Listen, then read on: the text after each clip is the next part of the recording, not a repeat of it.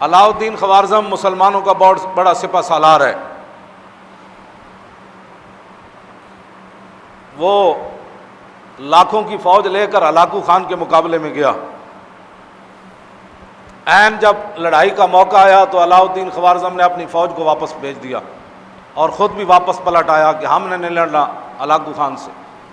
لوگوں نے کہا کہ یہ آپ نے کیا کیا ہے، وہ بغداد کی اینٹ سے اینٹ بجانے آیا ہوا ہے اور آپ فوج لے کر واپس آ گئے، کیوں نہیں لڑنا چاہتے؟ توجہ کرنا، ہماری مدد کیوں نہیں ہو رہی؟